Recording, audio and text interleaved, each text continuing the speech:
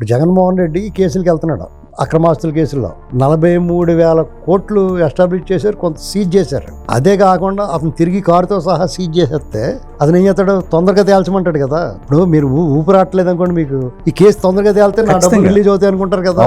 అలా కాకుండా నీది నువ్వు ఉంచుకుని ఖర్చు పెట్టుకో, ఆయన దర్జగా తిరిగంటే ఎప్పుడు తేలుతుంది? వ్యవస్థలో ఆ చట్టాలు పటిష్టంగా ఉండాలి. నేరస్తుడికి వెసులుబాటు ఇచ్చేలాగా బొక్కలన్నీ ఇక్కడ బొక్క ఉంది ఇందులో చల్లండి అన్నట్టుగా ఉండకూడదు. అష్టదిగ్బంధనం చేస్తేనే ఇప్పుడు మొత్తం బొక్కలన్నీ మూసేసి ఓ బొక్క నుంచి పోగొడితేనే వస్తాయి కదా బయటికి ఎలకలో పాములు ఉన్నాయి. వీళ్ళని పట్టుకోవాలి, వీళ్ళకి శిక్షించాలంటే, వీళ్ళు విచారణకి వాళ్ళంతా వాళ్ళే పరిగెట్టి రావాలంటే, ఈ రప్ప జనాలు వేసుకోకుండా రావాలంటే వాళ్ళకి అన్ని వైపులు దారులు ముయ్యాలి. దారులు మూయటువంటి వాళ్ళకి ఏంటంటే వాళ్ళ దగ్గర ఉన్న ఫైనాన్షియల్ సోర్సెస్ ఆ మూటలు అన్నట్లు తీసేసుకోవాలి. అప్పుడు వాళ్ళకి కోర్టుకి వెళ్తే వేసిన పప్పు కొనుక్కుంటాం కూడా డబ్బులు ఉండకూడదు. కోర్టుకి వెళ్ళి వాయిదా వాళ్ళ కోర్టులో జడ్జి గారు పిలిచేదాకా టైం ఉంటుంది కదా, అక్కడ కూర్చుంటే ఏరుసిన పప్పు అవి బఠానీలు అవి అమ్ముతారు, అవి కొనుక్కుంటాం కూడా డబ్బులు లేకపోతే కేసు తొందరగా తేలాలని కోరుకుంటాడు. ఇప్పుడు ఇలా స్పెషల్ ఫ్లైట్ వేసుకొచ్చి ఇప్పుడు ఎర్రగొండపాలెం నుంచి లేకపోతే అక్కడి నుంచి ఎక్కడి నుంచి చిలకలూరుపేట నుంచి జనాలు తీసుకొచ్చి ఊరేగింపులు చేసుకుని ఛాన్స్ ఇచ్చారనుకోండి, అటు డబ్బు ఖర్చు పెట్టుకుని ఛాన్స్ ఉందనుకో, అతను కేసు తేలాలని ఎందుకు కోరుకుంటాడు? అతనికి తెలుసు అతను దోషి. నిర్దోషి ఎప్పుడు కూడా ఏమనుకుంటాడంటే కేసు తొందరగా తేలి మచ్చ లేకుండా పోతే బాగుండని కోరుకుంటాడు.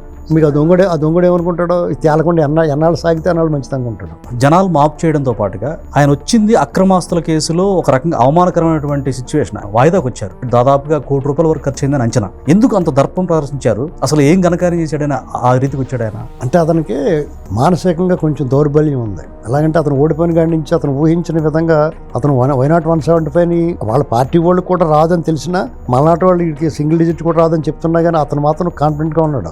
నేను బటన్ నొక్కాను, నాకు 175 నాకు వచ్చేస్తే ఎందుకు రాకూడదని ప్రశ్నించాడు అతను. కాబట్టి అది ఎప్పుడైతే తారుమారు అయిపోయిందో, బొమ్మ బొరుసు అయిపోయిందో, డామిట్ కథ అడ్డం తిరిగింది అనుకుని మళ్ళీ మొదలెట్టాలి. కానీ అతను ఇప్పటికదే నమ్ముతున్నాడు, నాకేదో జరిగిపోయింది అని ఏదో మోసం చేశారు అనుకుంటున్నాడు. అంటే ఒక చిత్త చాంచల్యం, భ్రాంతిలో ఉన్నాడు.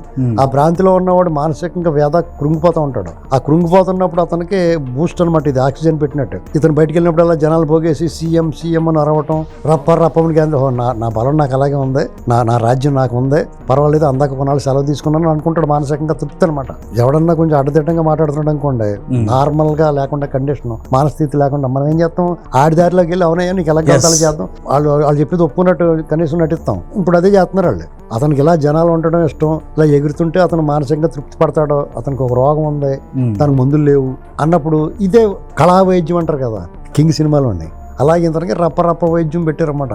జనాలు పోగేసి వైద్యం, వీళ్ళందరినీ చూడగానే ఓహో నా పని బాగానే ఉంది అని కృంగిపోకుండా ఉండడం కోసం అతనికి